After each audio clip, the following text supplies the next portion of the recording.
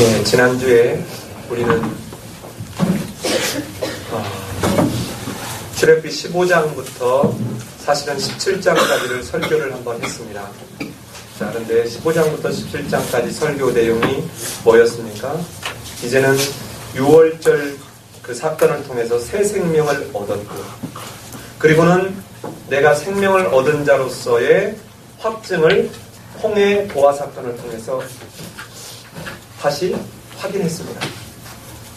이제는 이렇게 생명을 얻은 자요, 하나님으로 말미암아 산 자로서의 그의 신분이 바뀌고 그의 사람이 옛사람이 아닌 새 사람을 입는 것으로 바뀌어야 되는 이것이 바로 마라의 쓴 물이 단물로 바뀌는 사건이었습니다. 그리고 난 뒤에 이제는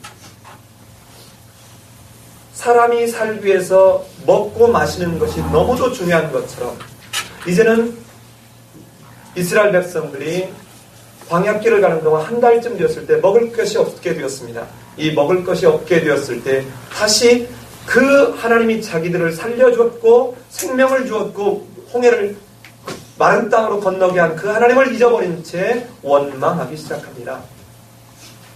그런데 하나님은 그때도 하늘에서 만나를 통해서 먹여주시는 사건을 보았습니다.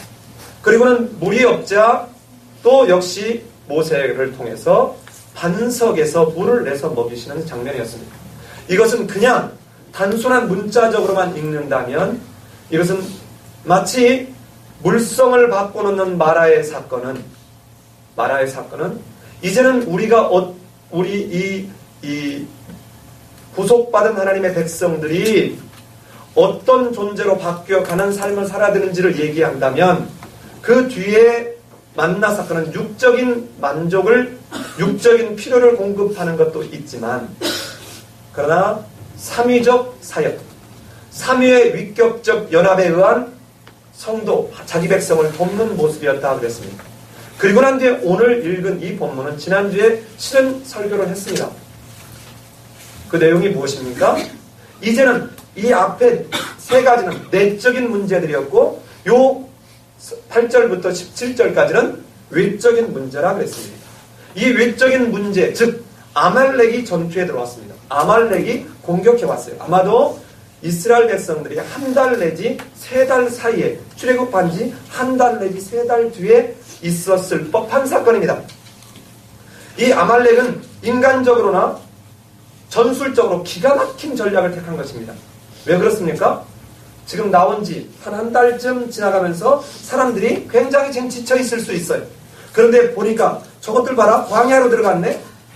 거기 뻔히 먹고 살기 어려운 데인데 먹을 것도 없는데 나무가 있는 것도 아니야, 식량을 구할 수 있는 것도 아니야, 물이 있는 것도 아니야. 그러니까 저것들 아주 힘 빠졌을 때 가서 뒤통수 딱 치면 다 넘어가겠지 라고 생각했습니다. 그런데 하나님은 하늘에서 양식을 내려 먹였습니다. 땅에서 바위에서 물을 내서 먹였습니다. 이 하늘에서, 그들은 땅에서 양식이 나온다고 생각했던 그들의 생각과는 다르게 하늘에서 양식을 내서 먹였습니다. 물은 우물을 파여 나오는데 물이 반석에서, 신령한 반석에서 물이 나와서 먹였습니다. 그런데 이런 아말렉 사람들의 생각을 성경 기자 이 모세는 신명기에서 뭐라고 아말렉을 평가하고 있는지 한번 볼까요? 우리 신명기 25장 한번 가봅시다. 신명기 25장 17절로 19절을 가보겠습니다. 신명기 25장 17절로 19절입니다. 자, 제가 17절을 읽고 18절을 여러분이 19절을 합독하겠습니다. 25장 17절로 19절입니다. 너희가 애굽에서 나오는 길에 아말렉이 내게 행한 일을 기억하라.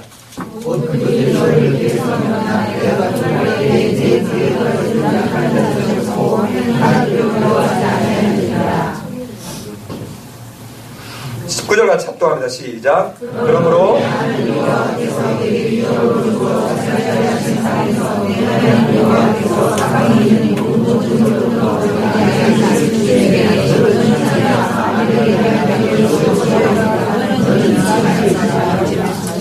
예.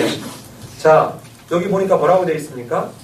너의 피곤함을 틈타서 내 뒤에 떨어진 약한 자들을 어떻게 했다고요? 쳤다. 얼마나 야비한 방법을 썼는지 보십시오. 그런데 아말렉은 착각했습니다. 하나님이 먹이시고 입히시는 장면입니다.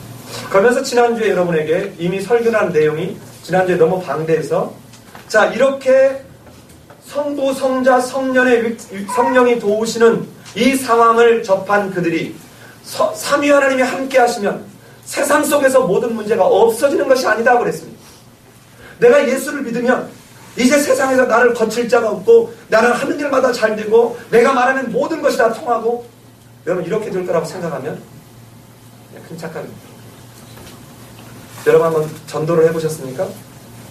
전도지 가지고 가면 어느 집에 음식점에 가서 전도 예수 믿으세요 하면 어떤 집은 재수없다고 소금을 뿌릴 수도 있어요. 여러분 이런 상황이 있을 때 내가 예수를 믿는데 아니 왜 이런 일이 벌어져? 아닙니다. 이건 지극히 정상적인 모습입니다. 머리로만 신앙을 하는 사람은 이 속에서 내가 구원받은 것이 얼마나 기가 막힌 기적의 모습인지를 경험할 수 없습니다. 관념이 아닌 것입니다. 자, 그런데 지금 이 이스라엘 백성들이 이제는 삼위가 하는 도우시는 이 상황을 경험하고 난 뒤에 오늘 사건은 독특한 특징이 있습니다. 여러분 혹시 지금까지 앞에 설교를 들으면서 혹시 집어냈는지 모르겠는데 앞에 설교에는 앞에 본문에는 마라의 사건이나 만나 사건이나 르비딤에서의 불 사건에서는 중간에 하나님이 개입하십니다. 그런데 오늘 이 사건은 여호수아가 다 무찌르고 난 뒤에 하나님이 등장합니다. 우리 한번 읽어볼까요? 18장 14절입니다. 13절부터 읽읍시다. 13절. 제가 13절 읽을 테니까 여러분이 출애굽기 17장 13절 14절입니다. 여호수아가 칼날로 아말렉과 그 백성을 쳐서 무찌르니라.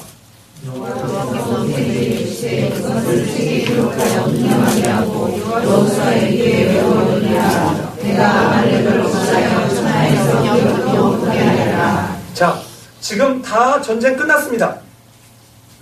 전쟁 다 끝났고 여호수아가 물리쳤습니다. 물론 그 과정은 지난주에 여러분 본 대로 모세가 손을 올리면 이기고 내리면 아말렉이 이기는 거예요. 그죠? 올리고 내리고. 그러면서 여기서 무슨 굉장히 중요한 개념을 했나요?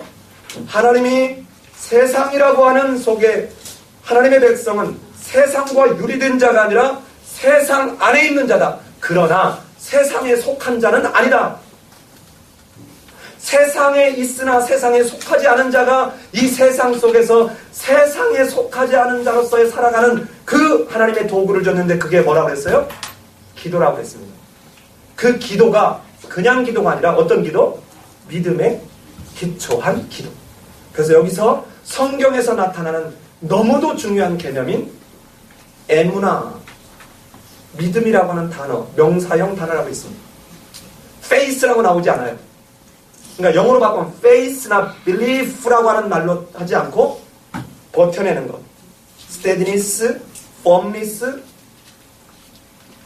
자, 이게 지난주에 이야기했습니다. 오늘 설교 제목이 뭔가요?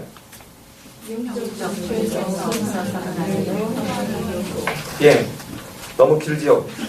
이걸 어떻게 줄일까 자신이 없어서 어쩔 수 없었어요.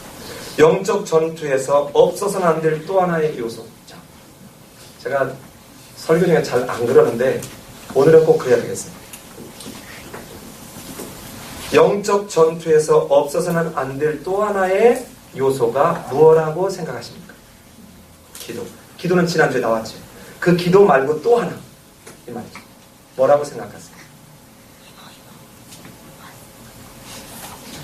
만약에 우리 성도님들이 여기에 대한 대답을 주면 제가 오늘 설교 안 해도 에무나, 그러니까 에무나에 기초한 기도. 예, 지난주까지 나왔습니다. 예. 제가 지난주에 있는 걸 다시 울거먹으려고 했으면 다음 단으로 설교를 지나갔겠죠. 예. 뭘까요?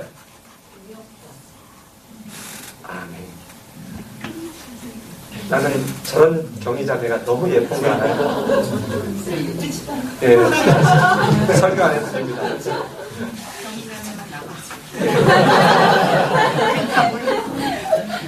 제가 이 부분을 다시 설교를 할 수밖에 없는 이유가 바로 동역자라. 여러분 보세요. 모세는 앉았습니다. 이렇게 앉았고, 앉아서 손을 올리는 사람이 힘들었을까요? 옆에서 이게 내려올까봐 못 올리게끔 잡고 있는 사람이 힘들까요? 자, 예를 들어 모세는 힘들면 나 힘들어 이렇게 내릴 수 있어, 그죠? 근데 이때 못 내려가게 누가 잡아요? 누가? 아론과 뿔이 잡습니다. 아론과 뿔이 잡고 내려가려고 모세는 할 수도 있지만 아론과 뿔은 어때야 돼요? 잡아야 돼요. 여러분, 오늘 여기에 3명의 동역자가 등장합니다. 동역자가 한번 가볼까요? 자, 첫 번째 9절입니다. 9절. 같이 한번 읽습니다. 시작.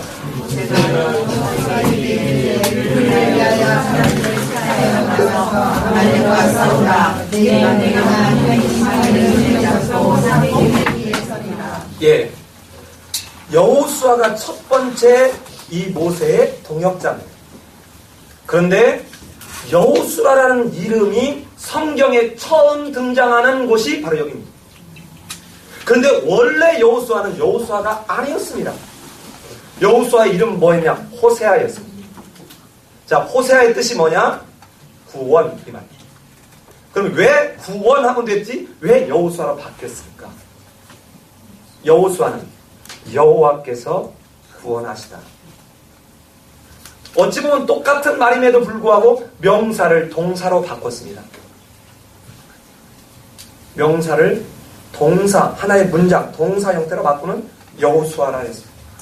그런데 이거를 여러분 민수기에 가면은 모세가 호세아에게 준 새 이름이라고 얘기합니다. 자, 이 여호수아가 생각해봐요. 지금 여러분 한 달 내지 한 3달 사이에 지금 온 사람들이 피곤에 찌들어 있는 이 상황에 아말렉은 매끼 밥을 먹으면서 지금 나름대로 그 지역의 토세력입니다. 이 사람들 하나 싸우려는 거예요. 여러분 같으면 어때요? 힘들지 않을까요? 두렵지 않을까요? 그런데 여호수아가 어떻게 합니까? 토도 안 달고 나가서 싸움. 이게 지금 첫 번째 동역자입니다. 두 번째 동역자가 여러분 12절에 보면 아론과 뿔입니다. 아론이라는 뜻이 뭐냐면 고귀하다 이런 뜻. 뿔이라는 뜻이 뭐냐? 고상하다 이런 뜻. 자, 그런데 이 뿔이 누구냐?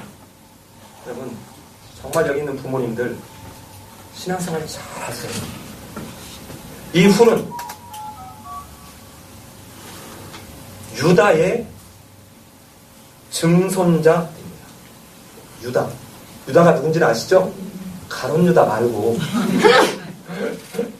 그리고 갈렙의 아들입니다. 그리고 이 25장에 가서 나오게 될 하나님의 성막을 짓는 부살렐의 할아버지입니다. 여러분 아무나 교회를 섬기고 동역할 수 없다는 사실을 이 훌을 통해서 우리는 다시 보게 되죠. 그런데 요세푸스 기록에 의하면 바로 이 훌은 미리암의 남편이었다고 합니다. 자 보십시다. 여러분 모세가 어떤 사람이에요? 모세가 하나님의 권능을 위임받은 사람입니다. 여러분 얼마나 대단하냐면 모세가 지팡이를 던지면 뱀이 됐고요. 모세가 그 지팡이로 예를 들어서 하수를 치면 하수가 홍해가 갈라지고 하수 물이 피로 변하는, 모세가 말한 대로 하면 죽을 위치에서 살아나는 이런 일이 벌어졌습니다. 그러면 모세가 지팡이 딱 들고 딱 버티면 아니 지금 홍해를 갈랐는데 이거 하나가 안 되겠습니까? 아니 여러분은 이런 거 읽으면서 이상하지 않아요? 나는 이상하더라고요. 아니 지금 지팡이 이게 누구 지팡이에요? 모세의 지팡이지만 하나님은 뭐라고 얘기했습니까? 그 손에 누구의 지팡이를 들었더라? 하나님의 지팡이를 들었더라.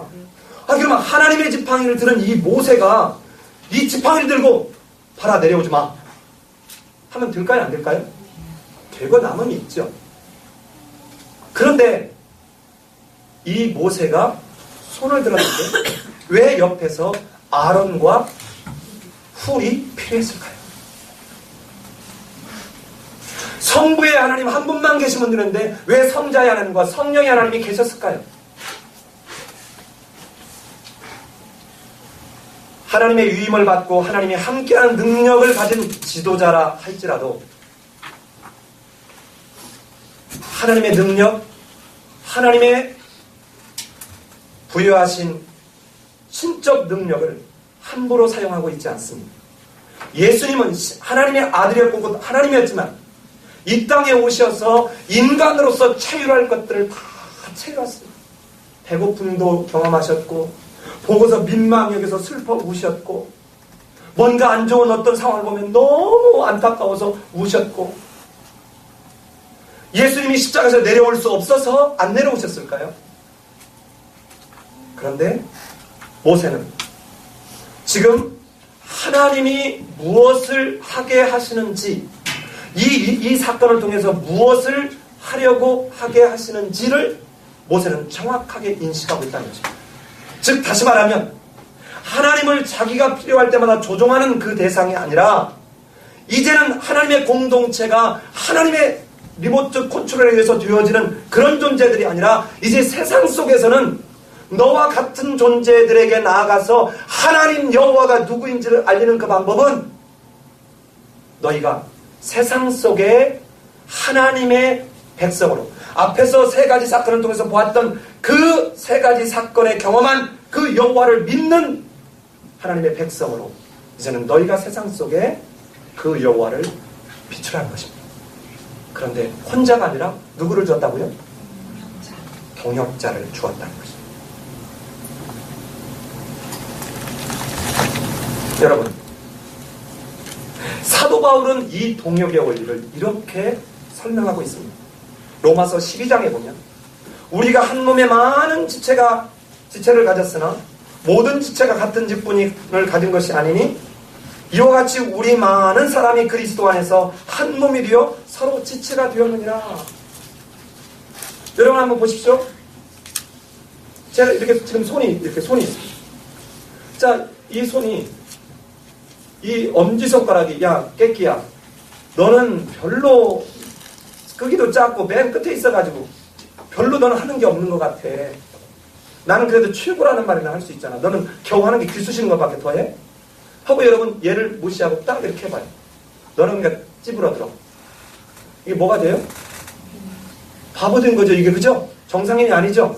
그랬더니 옆에 있다가 야 너는 키만 컸지 뻘쭘하게 뭐하고 있니? 너는 도대체 하는 일이 뭐야? 귀를 쑤실 수도 없어. 너 뭐 하는 거지? 너 찌부러들어. 이게 뭐예요?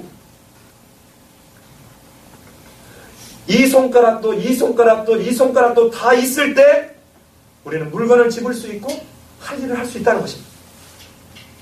이 사도 바울은 그러면서 뭐라고 합니까? 우리에게 주신 은혜대로 받은 은사가 각각 다르나 혹 예언이면 믿음의 분수대로 혹 섬기는 일이면 섬기는 일로 혹 가르치는 자는 가르치는 일로 혹 권위 있는 자는 권위 있는 일로 구제하는 자는 성실함으로 다스리는 자는 부지런함으로 긍휼을 베푸는 자는 즐거움으로 할 것입니다. 만약에 아론이 자기가 형이야. 야 내가 동생 손이나 잡고 있으리? 여러분 만약에 이러고 있었다면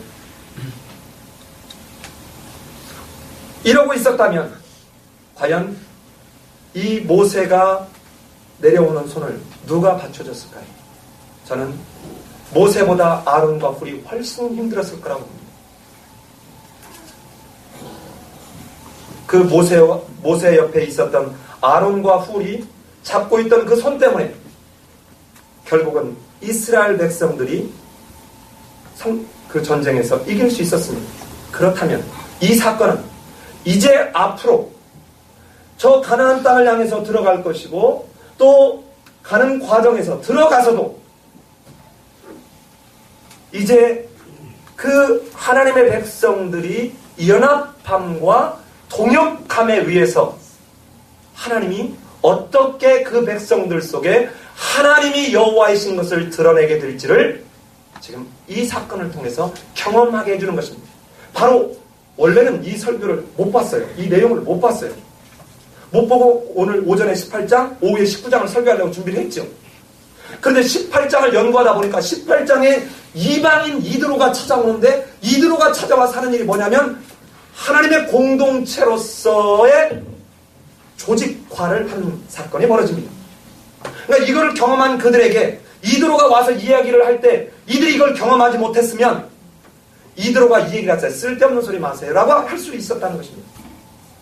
하나님은 그 필요에 따라서 이방인 이드로가 온 사건은 얼마나 놀라운 사건인지 오후 예배 때 보도록 하고요.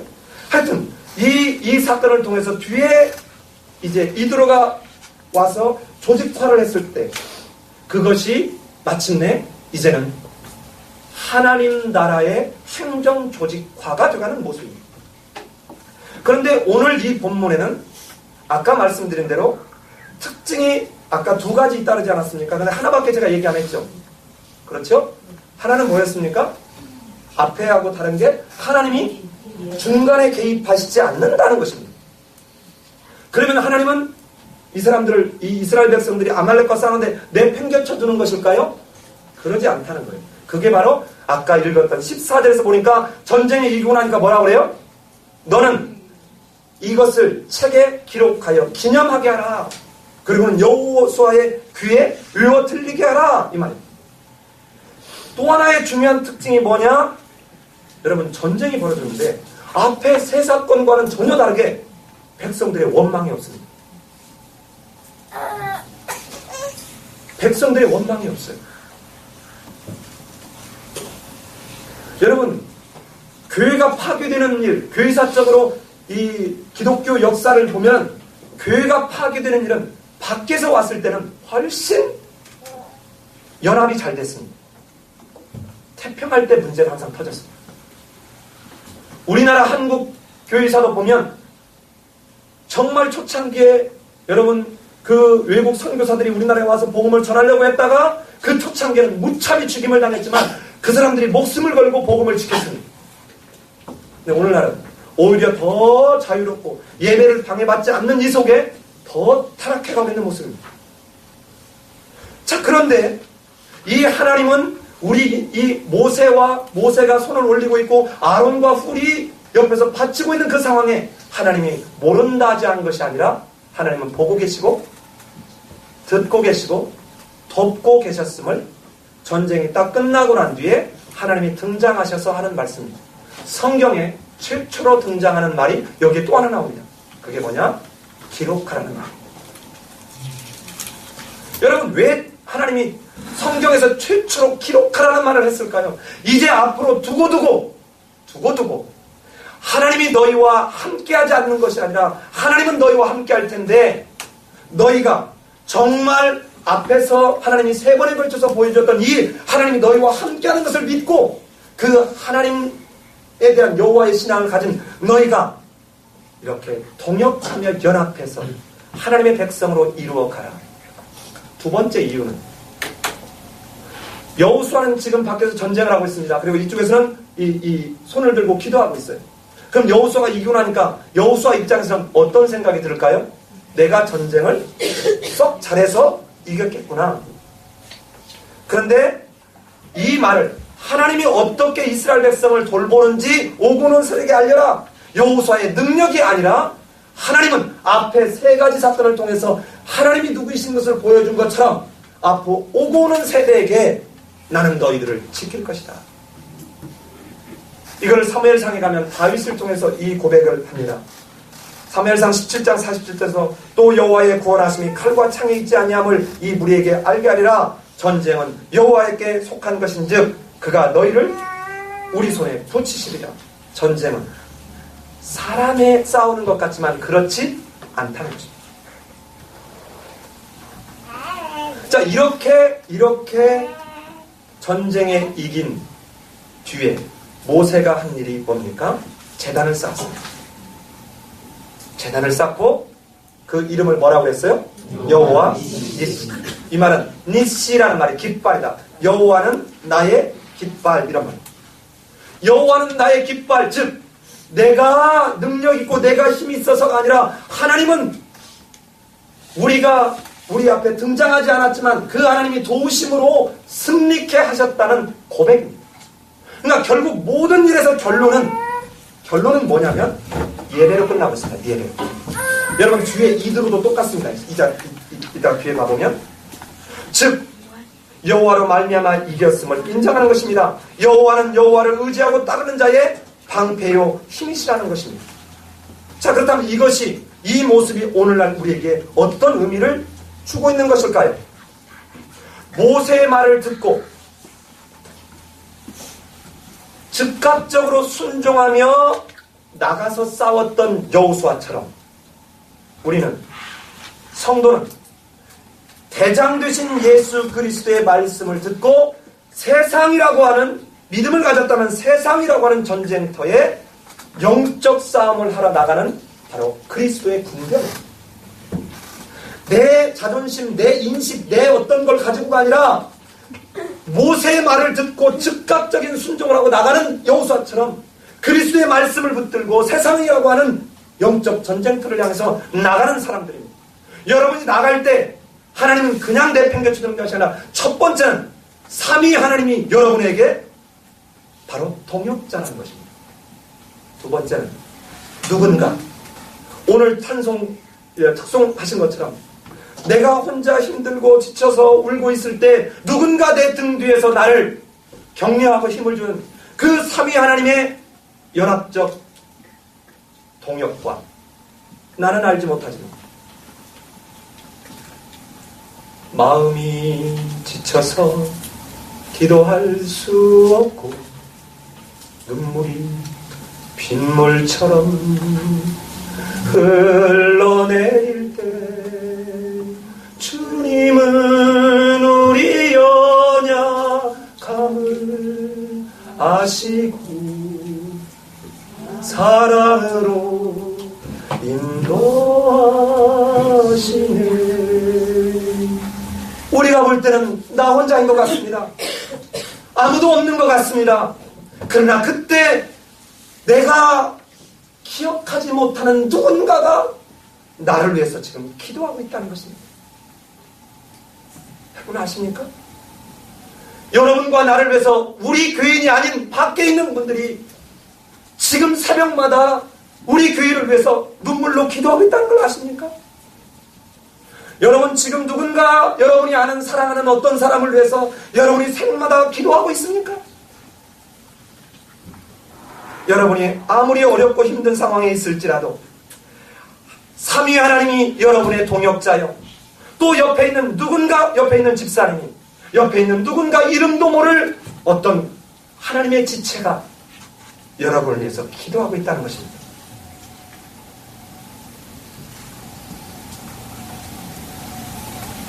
사도 바울은 이 말을 이렇게 얘기합니다.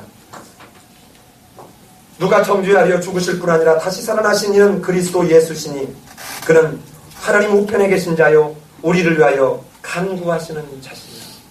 예수님이 우편 보좌에서 끊임없이 우리를 위해서 간구하고 있다는 것입니다. 그런가 하면 로마서 8장 26절에서는 이렇게 합니다. 이와 같이 성령도 우리의 연약함을 도우시나니 우리가 마땅히 빌 바를 알지 못하나 오직 성령이 말할 수 없는 탄식으로 우리를 위하여 간구하시느니라. 여러분, 결코 여러분 혼자 아닙니다. 결코 여러분 혼자 아닙니다. 여러분은 누가 지금 여러분이 밤에 쿨쿨 잠을 잘 때든 여러분이 어떤 힘든 속에서 그러고 있든 여러분의 동역자가 있다는 것입니다. 여러분을 위해서 하나님 앞에 무한한 탄식으로 간구하고 있는 우리 주님, 성령님뿐만 아니라 이 교회 안에 있는 또 다른 어떤 집사님이 여러분을 위해서 기도하고 있다는 것입니다. 여러분 혼자 여러분은 혼자라고 생각할 그때조차도 디모데는 이렇게 그래서 디모데에게 사도 바울은 이렇게 얘기합니다. 하나님은 한 분이시요 또 하나님과 사람 사이의 중보도 한 분이시니 곧 사람이신 그리스도 예수라. 사랑하는 여러분, 우리 성도는, 하나님을 믿는 성도는 이제는 세상에 살지만 세상에 속하지 않았기 때문에 영적 전투가 이루어지는 것이지, 세상에 속해버리면 영적 전투가 벌어질 일이 없습니다. 그런데 오늘 이 사건을 통해서 보면 이제 분명하게 알아야 될 것은, 하나님의 백성이 영적 전투를 할 때 이방의 어떤 세력도 반드시 종국에는 실패한다는 사실입니다. 그러기에 우리는 그 하나님을 붙들고 당당하게 두려워할 이유가 없다는 것이에요. 마귀는 절대로 우리를 죽일 수 없습니다. 다만 우리로 시험해서 스스로 마귀의 종로로 타도록 유혹할 따름입니다. 절대로 성도가 진짜 무서워야 할 대상은 사단이 아닙니다. 진짜 무서워야 될 대상은 나 자신입니다. 내가 스스로 내 발로 사단의 종로를 할 수 있기 때문입니다. 자, 이제 이와 같은 영적 전투에서 이 17장을 통해서 17장 8절로 16절의 말씀을 통해서 정리하겠습니다. 오늘 설교 일찍 끝날 것 같잖아요. 이 영적 전투를 할 때 너무도 중요한 게 뭐냐? 믿음에 기초한 기도라는 거죠. 즉 이 말을 두 개로 나눈다면 에무나, 믿음과 기도입니다. 근데 기도는 믿음이 없는 자는 기도가 아무 의미가 없습니다. 상관이 없어요. 여러분 기억납니까? 아비멜렉이 앞에서 창세기에서 아비멜렉이 아이가 없었을 때 어떻게 합니까? 이제 너 이삭 건들지 마. 이제 너 만약에 그 아내를 건들지 않으면 그가 너를 위해서 기도하게 할 거야. 여러분 믿지 않는 사람의 기도는 그냥 주문이에요. 주술이에요. 그러니까 믿음이 없는, 하나님과의 관계성이 없는 사람의 기도는 아무리 그 기도가 유창하고 기가 막히게 오랫동안 기도를 한다 해도 그건 하나님하고 아무 상관이 없어요. 그러니까 믿음과 기도는 두 가지가 아닙니다. 믿음의 고백, 믿음의 바탕을 둔 자가 그 믿음의 대상인 하나님께 고백하는 게 기도예요. 자, 그러니까 첫 번째는 여호와 하나님을 믿고 끝까지 버텨내는 그 믿음과 그에 기초한 기도라는 것이에요. 두 번째는 같은 믿음으로. 뭘로요? 이게 중요해요. 그냥 동역자가 아닙니다. 얼마나 힘들겠습니까? 얼마나 고통스럽겠습니까? 같은 믿음으로 끝까지 애문하는 이 동역자의 헌신. 얼마나 중요하죠. 여러분, 이거를 우리에게 한번 적용해 봅시다. 첫날 김밥을 싸고 해서 갖다 이렇게 줬더니 그분들이 그러더래요. 아니, 이거 오늘 이렇게 막 갖다 좀 먹을 걸 주면 어떡하느냐고. 오늘만 주면 내일은 어떻게 하라느냐고. 이분들은 전혀 모르죠. 내일도 갖다 드릴 거예요. 그러니까 정말요? 그런데 그 뒤에 하루도 안 빠지고 하여튼 누군가에서 무언가처럼 뭔가 그들에게 먹을 것이 딱딱딱 합니다. 근데 이분들이 지금까지 이런 경험을 해보지 못한 거예요. 그분들이 공사를 하는데 항상 제가 가면 항상 웃어요. 여러분, 예배당이 지어지는 것은 그들은 우리의 돈을 받고 공사하는 사람이지만 동역자라는 것은 뭐냐? 이 벽돌을 하나 쌓는 그 마음으로 함께 예배당을 지어가는 거예요. 여러분, 예를 들어서 주일에 주중에 와가지고 자 내가 떡볶이든 뭐 김밥이든 빵이든 아니면 만두든을 사면 10,000원이든 20,000원은 돈이 들어가겠죠. 여러분에게 경제적 부담을 지워주려고 돌아가면서 이렇게 간식을 준비하자. 여러분, 이거 아닙니다. 만약에 20,000원씩 3주 20일이 된다고 해봐야 400,000원. 돈이 아닙니다. 같은 마음, 같은 뜻을 가지고 함께 지어져가며 하나님의 은혜와 인도하심을 경험하게 할 때 우리의 믿음이 견고해진다는 것입니다. 모세 혼자 가서 이겼을 때와 아론과 우리 함께 했을 때 앞으로 공동체를 이끌어갈 리더십이 어떻게 될 거냐 하는 생각을 해보십시오. 그런데 나중에 이 아론과 훌은 뒤에 가면, 뒤에 24장가에 가면 10계명을 받으러 올라간 모세가 올라가면서 너희는 여기에 있어서 머물라. 이 백성들을 다스리고, 왜? 그 앞에서 이 공동체 동역의 중요성을 경험한 이들을 통해서 이 공동체를 지도하고 이끌어가게 합니다. 자, 그렇다면 여러분, 오늘 우리 한번 정직하게 몇 가지를 돌아보십시다. 제가 잘못하면 다 빠져버려요. 이게 뭡니까? 제가 이만하게 풀었는데 이게 뭐죠? 고무풍선이죠. 자, 보십시다. 자, 제가 이렇게 하기를 눌렀습니다. 어디로 가요? 자, 공기의 양이 줄었습니까? 똑같습니까? 똑같아요. 에이, 나는 이쪽이 좋아. 그러면 이쪽을 이렇게 했습니다. 그러면 공기의 양이 어때요? 아니, 샜다고 안 하고. 아니, 샜다고 하지 말고. 샜다고, 아니, 이게 왜 그랬어? 아, 이거 굉장히 중요한 오늘 이 동문대. 아버지. 자, 이게 바로 소위 말하는 경제학에서 말하는 풍선 효과라는 것입니다. 여러분, 동역은 이런 것입니다.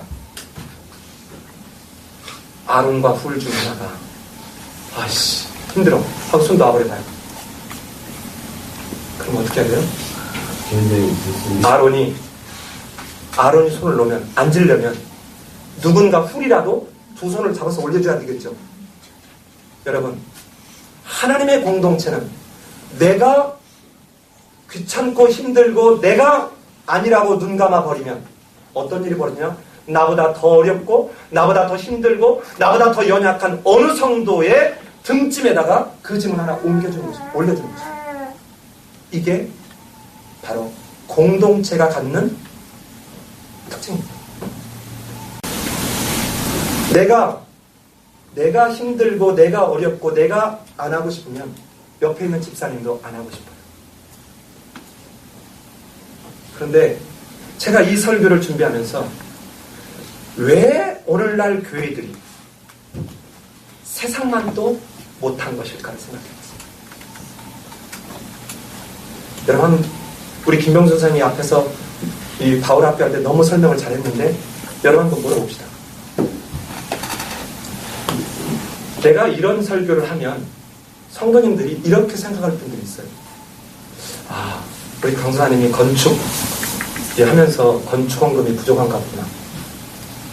자, 그럼 미리 이 얘기를 해야겠다. 저는 소름이 돋습니다. 1년 전에 건축할 때 딱 한 주 건축원금 작성했습니다. 그때 잊어도 안 버려요. 2011년 2월 마지막 주가 건축원금 한 주였어요. 그때 우리 견적받았더니 3,700만 원이 견적이랍니다. 그런데 우리는 이건 견적이고 모아지는 것만큼만 하겠습니다 하고 딱 한 주 견적을 받는데 그때 얼마 헌금이 모아졌냐면 정확하게 3,775만 원이 모아졌습니다. 근데 이번에 우리는 작정 따로 안 했습니다. 그리고 난 이제 3주 헌금하고 정혜숙 집사님이 건축 업무를 통계를 내서 저한테 보내왔어요. 딱 보내왔는데 월요일날 보내왔는데 지난주에 엑셀 파일 같은 걸 딱 열어서 합계를 딱 맞추니까 제가 우리 예산이 5,300만 원 정도 들 것 같습니다. 저 사실 이거 어림잡 왔거든요. 그런데 우리 성도님들이 헌금하시고 작정하고 원하시는 분은 작정하고 일부에서 헌금하고 이걸 다 모았는데 정확하게 얼마냐면 5,316만 원.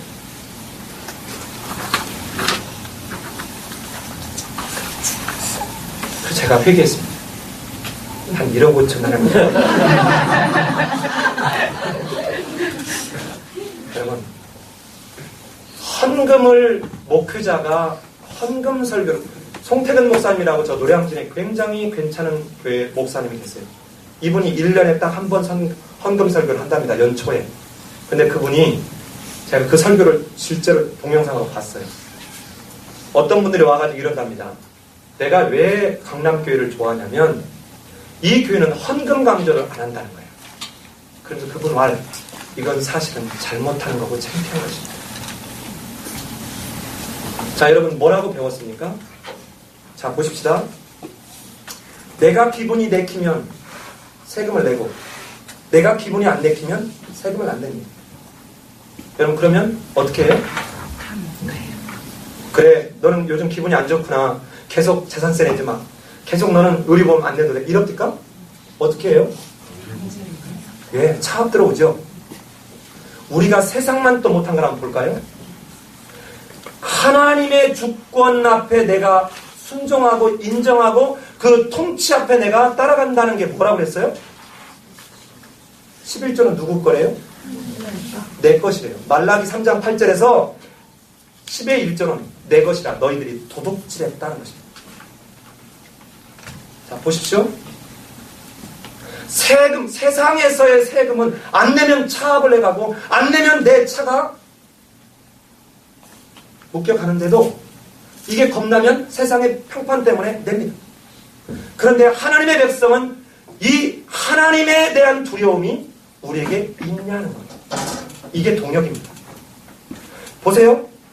나는 우리 예배당이 지어질 때 처음에 지금도 앞으로도 설사 우리가 밖에 땅을 사고 훗날 큰 교회 예배당을 짓는다 할지라도 어느 분이 몇십억 헌금하는 것 저는 결코 환영하지 않습니다. 수많은 교회에 사단이 나는 일들을 제가 봤습니다. 우리 교회는 예외일까요? 저는 그렇지 않습니다. 그 일하는 거 아주 쉽습니다. 이번에도 건축원금 이렇게 안 하고 어떻게 하면 여러분 됐는 줄 아십니까? 제가 제 신용으로 가서 5천만 원 대출 받을 수 있습니다. 그럼 헌금 나는 걸 메꿔 나가면 돼요. 왜 내가 끝까지 이 방법을 택하지 않았는 줄 아세요? 그러면 목회자의 교회입니다. 하나님의 교회야지. 그 누군가가 얼마나 액수를 했냐 이게 아니라는 것입니다. 액수의 문제. 두 랩돈을 낸 그 여인이 가장 헌금을 많이 했다는 것입니다. 근데 여러분 보십시오. 내가 내키면 나라의 법을 지키고 내가 기분이 좋지 않으면 나라의 법도 함부로 할 수 없는데도 신앙생활을 하는 우리는 지금 그러고 있다는 거예요. 우리는 그러고 있다는 거예요.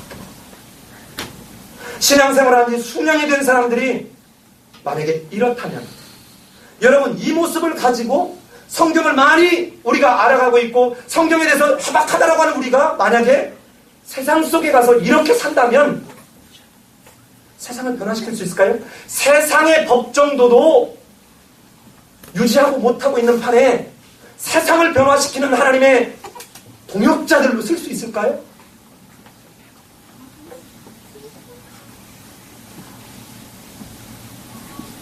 여러분 한번 정직하게 여러분을 책망하는 것이 아니라 돌아봅시다. 그 추운 겨울에 그 60 넘은 집사님이 아무도 아이디어도 없을 때 여러 줄을 걸려서 가서 붕어빵 기계를 준비했습니다.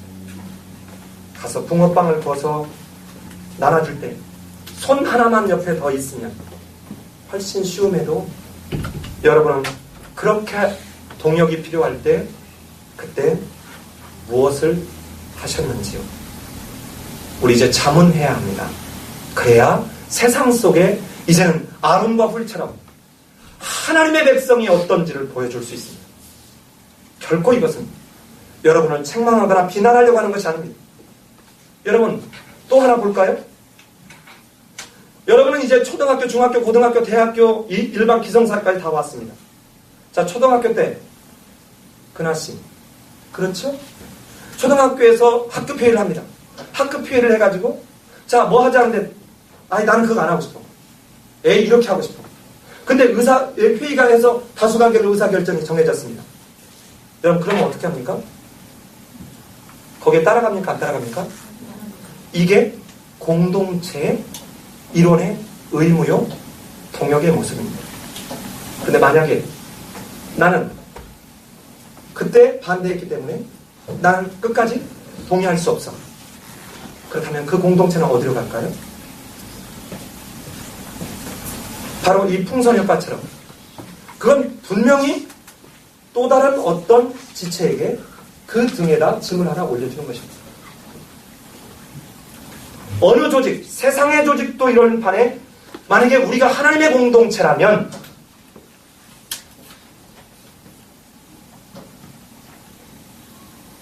세상보다는 더 높은 뭔가가 우리에게 있어야 되지 않을까요?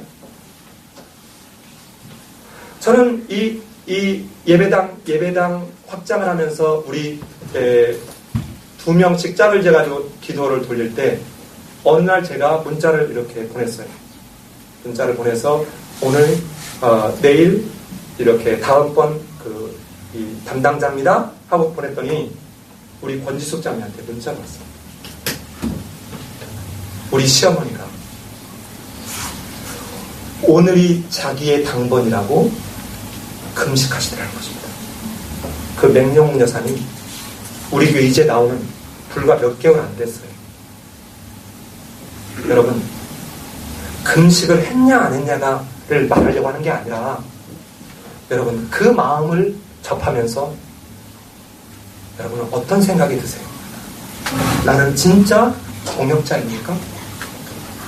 아니면 입으로만 말로만 우리는 하는 그런 동역입니까? 자, 이제 오늘 이 말씀을 통해서 우리는 세상을 향해서 나갈 때 이 사도 바울이 이런 동역의 모습을 어떻게 적용하는지 이렇게 말하고 있음을 확인하면서 말씀을 마무리하려고 합니다. 고린도후서 8장 14절로 15절에서 바로 오늘 이 읽는 내용, 이 내용과 앞에 출애굽기 16장의 만나를 거두는 이 장면을 통해서 어떻게 사도 바울은 이 말을 얘기하냐면 이렇게 얘기합니다. 제가 읽어보겠습니다. 이제 너희의 넉넉한 것으로 저희의 부족한 것을 보충하면 후에 그들의 넉넉한 것으로 너희의 부족한 것을 보충하여 균등하게 하려 함이라. 기록한 것 같이 많이 거둔 자도 남지 아니하였고 적게 거둔 자도 모자라지 아니하였느니라. 이게 만나를 거둘 때 지금 모습입니다. 내가 어떻게 되냐가 아니라 내가 안 할 때 틀림없이 우리 공동체는 문제가 생긴다는 것입니다.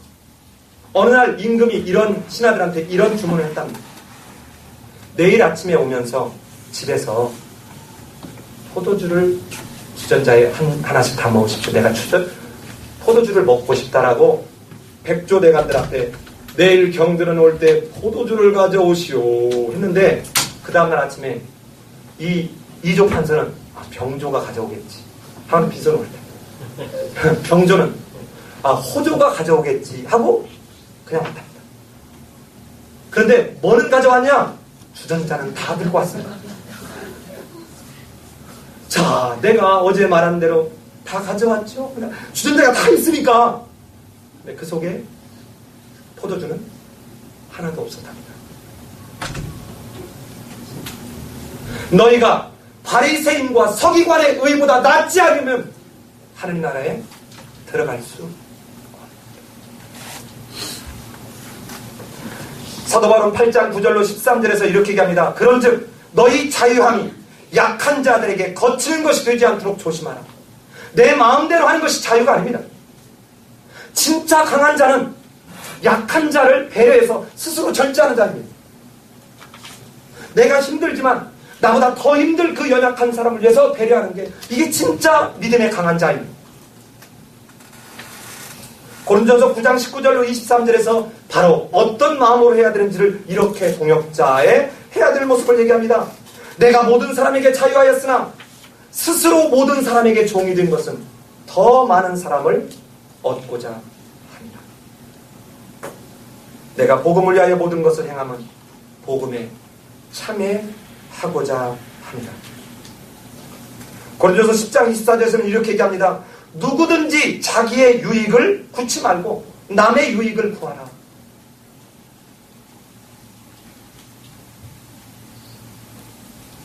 이 거친다 이 말이 스캔달론이라는 말입니다.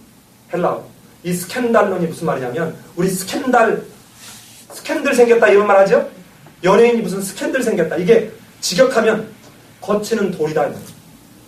가다가 발뿌리에 넘어져서 걸려가지고 넘어지게 한다. 근데 이 이 스캔달로는, 거치는 돌은 절대로 초신자가 스캔달로는 되지 않습니다. 누가 스캔달로인 줄 아세요? 그 교회에 오래 다닌 사람, 그 교회의 장로. 누가 스캔달로냐? 사람들이 봤을 때 다 믿음이 좋아 보이는 사람, 다 정말 우러러보는 사람. 이럴 때 스캔달론의 위치에 갈 수 있어요. 그러니 뭐하지 마라. 거치는 자가 되지 않도록 해라. 그렇다면 남의 유익을 구한다는 게 무엇입니까? 바로 사랑장 13장 5절 6절에서 이렇게 얘기합니다. 무례히 행치 아니하며 자기의 유익을 구치 아니하며 성내지 아니하며 악한 것을 생각하지 아니하며 불의를 기뻐하지 아니하며 진리와 함께 기뻐하는 것입니다. 여러분, 무례히 행할 때 나로 통해서 옆에 있는 사람이 상처받고 쓰러져요. 자기의 유익을 구할 때 그 내가 취하는 그 유익 때문에 옆에 있는 다른 지체가 훨씬 더 무거운 짐을 질 수 있다는 것입니다. 그래서 사도 바울은 빌립보서에서 이렇게 얘기합니다. 빌립보서 2장 3절로 4절에서 아무리든지 다툼이나 허영으로 하지 말고 오직 겸손한 마음으로 각각 자기보다 남을 낮게 여기고 각각 자기 일을 돌아볼 뿐더러 또한 각각 다른 사람들의 일을 돌아보라. 여러분, 여기서 자기 일을 돌아볼 뿐더러 남의 일을 돌아보라 할 때 이 일이 뭐냐면, 이 원어적 의미가 뭐냐면 다른 사람이 장사해서 남는 이익을 돌아보라 이 말이에요. 무슨 말인지 아시겠습니까? 내 이익만 찾으려고 하지 말고, 이 돈을 버는 내 이익만 찾아지 말려고 누구를 보라? 옆에 있는 다른 사람의 이익을 생각해보라. 히브리서 10장 24절로 25절에서는 서로 돌아보아 사랑과 선행을 격려하며 모이기를 패하는 어떤 사람들의 습관과 같이 하지 말고 오직 권하여 그날이 가까운 볼수록 더욱 그리하자. 여러분, 이제 말씀을 마칩니다. 동역은 예수님이 우리를 구원하시기 위해서 이 땅에 오셔서 골고다 십자가의 길을 걸어갈 때 그렇게 주님을 따랐던 12제자는 다 부인하고 도망갔습니다. 도망갔습니다. 그런데 예수님은 예수님을 배반하고 도망친 제자들을 원망하지 않았습니다. 예수님은 예수님을 모른다고 부인한 제자를 원망하지 않았습니다. 예수님은 심지어 자신을 못 박는 자를 원망하지 않았습니다. 아버지여, 저들이 자기가 하는 일이 무엇인지를 알지 못합니다고 그들을 향해서 하나님께 부탁했습니다. 나의 열심이, 나의 동역함이 연약한 어떤 형제나 지체를 나의 의로 비난하고 공격하는데 사용돼서도 안 된다는 것입니다. 왜냐하면 오늘 아론과 훌이 옆에서 바치고 있고 하나님은 없는 것 같지만 하나님은 보고 계셨고 듣고 계셨고 도우시고 계셨기에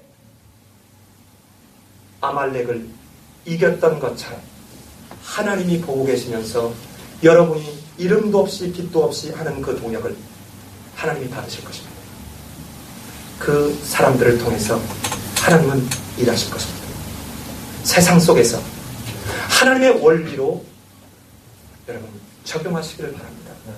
세상의 원리가 아니라, 세상에서는 내 앞에 더 큰 걸 갖다 놔야 되고 내 이익을 찾는데 현이 되어 있어야 되지만 하나님의 원리는 오리를 가자는 자에게 심리까지 가고 겉옷을 달라는 자에게 속옷까지 주고 오른뺨을 때리는 자에게 왼뺨도 돌려줘요.